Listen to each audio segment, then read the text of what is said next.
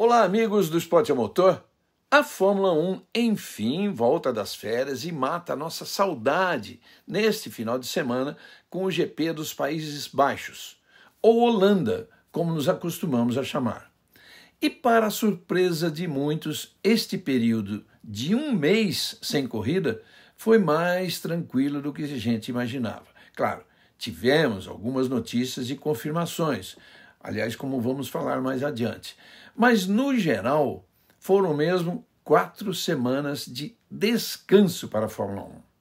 Agora o retorno das corridas será na casa do tricampeão Max Verstappen, mas com um cenário muito mais competitivo do que aquele em que ele estava habituado nos últimos anos. Hora de apertar os cintos, baixar a viseira e começar o 15º pré-GP do ano. O programa que tem o apoio do Petronas Synthium com tecnologia Cooltech e do BRB, o Banco de Brasília, que abraçou o automobilismo.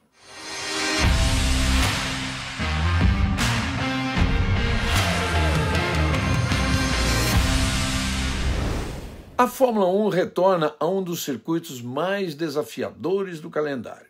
Apesar de ter voltado há apenas 3 anos, tanto o GP holandês como a pista de Zandvoort trazem de volta um clássico da Fórmula 1. O circuito de 4.259 metros fica bem nas dunas da costa do Mar do Norte e foi completamente renovado para o retorno da Fórmula 1 em 2021, depois de 36 anos de ausência. O traçado manteve suas 14 curvas e características originais, mas o grande diferencial são as curvas inclinadas, a 3 e a 14, com 19 e 18 graus de inclinação, mais íngremes do que as da pista de Indianápolis, para se ter uma ideia.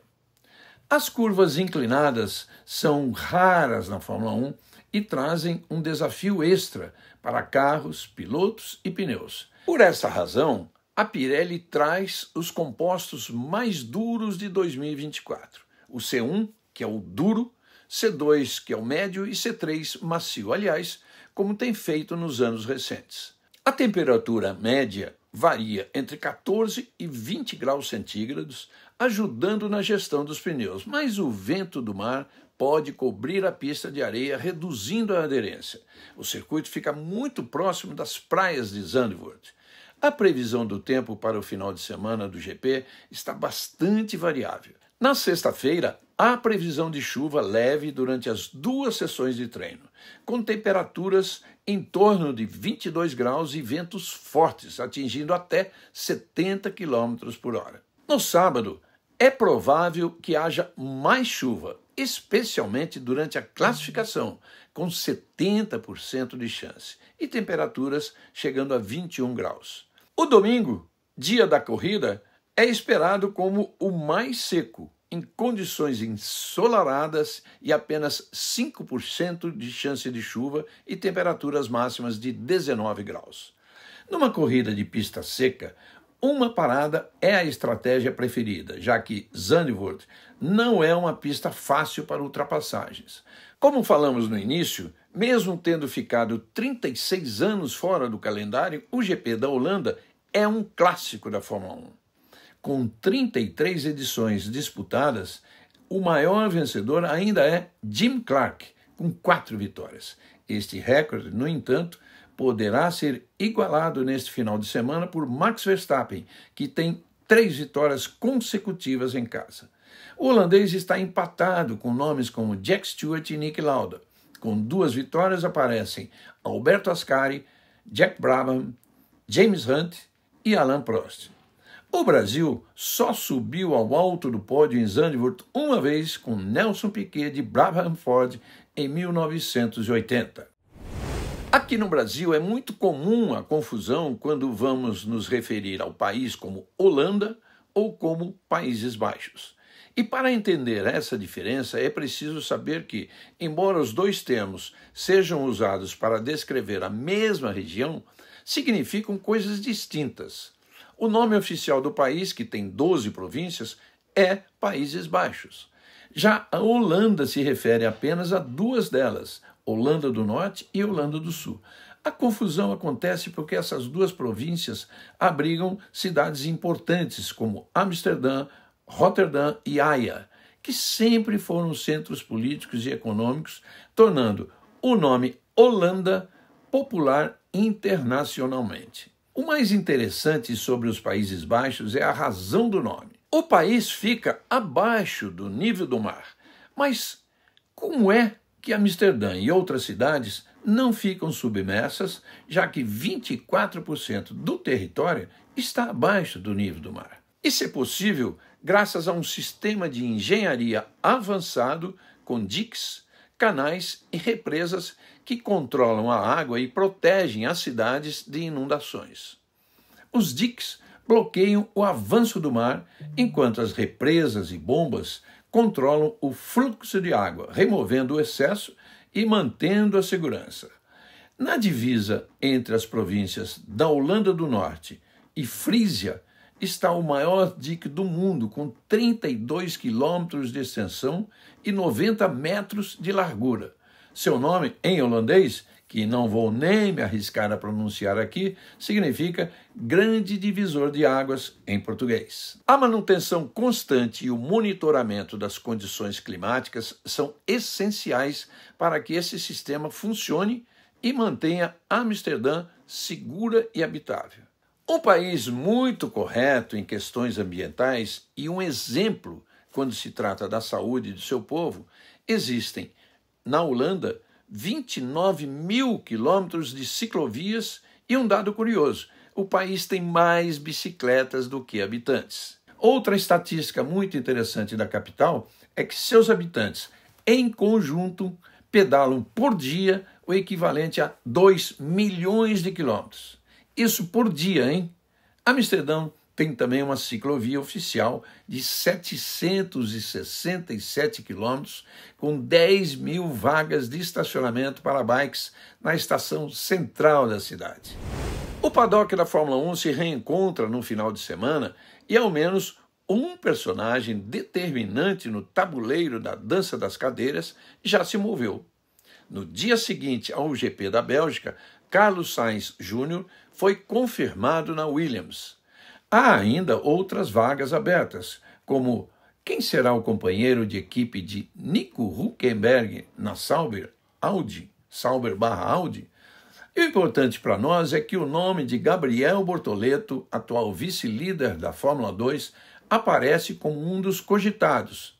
O interesse maior, nesse caso, está no futuro da equipe, que será Audi. E o que motivou essa especulação foi que Fernando Alonso, empresário de Bortoleto, foi visto na sede da Audi. Outra vaga que está próxima de ser preenchida é a da Alpine, como companheiro de Pierre Gasly. Um dos candidatos é Jack Durham, filho de Mick Durham, pentacampeão mundial de motovelocidade.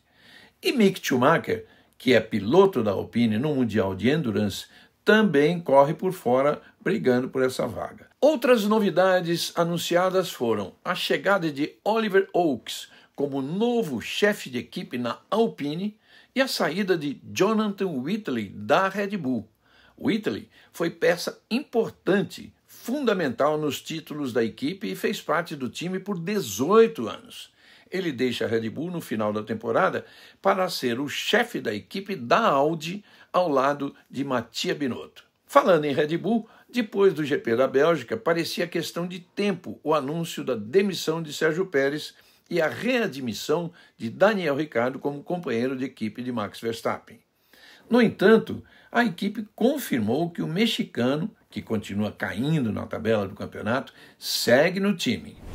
Verstappen chega à Holanda como líder do campeonato e vai permanecer nessa posição independentemente do resultado do fim de semana. Isso porque ele tem 78 pontos de vantagem sobre Lando Norris, o vice-líder, 277 pontos para o holandês e 199 para o britânico. Charles Leclerc é o terceiro com 177, só 10 pontos a mais que Oscar Piastri. Confirmado na Williams para 2025, Carlos Sainz vem 5 pontos atrás do australiano Piastri, com 162. A vitória na Bélgica levou Lewis Hamilton à 6ª posição, com 150 pontos. E Sérgio Pérez agora é o sétimo, com 131. O mexicano só não caiu mais porque George Russell, oitavo, com 116 pontos, foi desclassificado depois de vencer o GP da Bélgica, isso porque seu carro estava abaixo do peso mínimo. Bem atrás desses 8, Fernando Alonso é o nono, com 49 pontos, enquanto Lance Stroll fecha os 10 primeiros com 24. Se a vantagem de Max Verstappen é confortável, o mesmo não se pode dizer da Red Bull na tabela dos construtores. Apenas 42 pontos separam líder e vice-líder. A Red Bull continua liderando com 408 contra 366 da McLaren. A Ferrari é a terceira com 345. Em quarto, a Mercedes AMG Petronas soma 266 pontos e a Aston Martin segue em quinto com 73. Em sexto, a Racing Bulls agora tem 34, 7 a mais que a Haas. Em oitavo, a Alpine soma 11, última entre as que pontuaram. A Williams tem 4 pontinhos e a Sauber ainda não saiu do zero. A gente começa a matar a saudade da Fórmula 1 a partir das 7h30 da manhã de sexta-feira com o primeiro treino livre ao vivo no Band Esportes. Em seguida, a segunda sessão começa às 11h, sempre entrando no ar 10 minutos antes. No sábado, o Band Esportes segue mostrando o terceiro treino livre a partir das 6h30 da manhã e também a classificação às 10 horas. Falando agora de TV aberta, a Band em São Paulo e algumas praças entra no ar às 9h30 da manhã. No domingo, largada 10 horas, mas já estaremos ao vivo na Band a partir das 9 da manhã para São Paulo e algumas praças, e às 9h30 para todo o Brasil. A Red Bull volta mais forte? A McLaren continua mostrando ter o melhor carro do momento? E a Ferrari reage? A Mercedes AMG Petronas, que venceu 3 das últimas 4 corridas, segue na sua evolução? São muitas as perguntas a serem respondidas no fim de semana. E estaremos juntos, nas telas da Band e do Band Esportes, à procura de algumas respostas, como vocês, né? Enquanto isso, você pode se inscrever aqui no canal para curtir todo o nosso conteúdo. Muito obrigado pela companhia e até o final de semana. Tchau!